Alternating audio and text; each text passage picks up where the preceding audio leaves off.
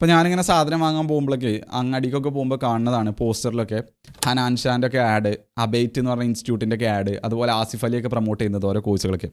ഇവർ പ്രൊമോട്ട് ചെയ്യുന്നത് ഒരിക്കലും ചീത്ത സംഭവമാണെന്ന് അങ്ങനെയൊന്നും ഞാൻ പറയുന്നില്ല. അതൊക്കെ ഓല ഇഷ്ടമാണ്, ഓൾക്ക് കംപ്ലീറ്റ്ലി അതിനുള്ള അധികാരമുണ്ട്. പക്ഷേ അത് ശരിക്കും ഒന്ന് ശ്രദ്ധിച്ച് പോയി കഴിഞ്ഞാൽ സംഭവം ഭയങ്കര ഇൻട്രസ്റ്റിംഗ് ആണ്. ഓര് ചെയ്യുന്നത് ഫാസ്റ്റ് ലൈൻ ബിസിനസ്സാണ്. ഓരോ ഉറങ്ങുമ്പോൾ പോലും ഓൾക്ക് വരുമാനം ഉണ്ടാക്കി തരുന്ന രീതിയിലുള്ള സിസ്റ്റം ഓല് ക്രിയേറ്റ് ചെയ്തതാണ്. അത് യൂട്യൂബ് വീഡിയോസ് ആണെന്നുണ്ടെങ്കിലും അത് സിനിമകളാണെന്നുണ്ടെങ്കിലും പാട്ടുകളാണെന്നുണ്ടെങ്കിലും ഒക്കെ ഓല അവിടെ വേണമെന്നില്ല. ഓല ടൈം ട്രേഡ് ചെയ്താണ്ടല്ല ഓല് പൈസ ഉണ്ടാക്കുന്നത്. ഓല സൈഡിൽ കൂടെ അവിടെ റവന്യൂ ഓൾറെഡി ഓട്ടോമാറ്റിക്കലി ജനറേറ്റ് ചെയ്തുകൊണ്ടിരിക്കുന്നുണ്ട്. എന്നാൽ ഓല് പ്രൊമോട്ട് ചെയ്യുന്ന സംഭവങ്ങൾ, ഓല് പ്രൊമോട്ട് ചെയ്യുന്ന ഇൻസ്റ്റിറ്റ്യൂട്ടുകളൊക്കെ സ്ലോ ലൈൻ ജോലികൾക്കുള്ളതാണ്. ഓല് ചെയ്യുന്നത് വേറെയും ഓല് പ്രൊമോട്ട് ചെയ്യുന്നത് വേറെയും. ഓല് അത് ചെയ്യുന്നത് തെറ്റാണെന്നൊന്നും ഞാൻ പറയുന്നില്ല, ആ ഓല അധികാരമാണ്. പക്ഷേ ആ ആഡുകൾ കാണുമ്പോൾ നമ്മൾ ആ പാത്ത് ചൂസ് ചെയ്യുമ്പോൾ അത് ശ്രദ്ധിക്കേണ്ടത് നമ്മളെ റെസ്പോൺസിബിലിറ്റിയാണ്.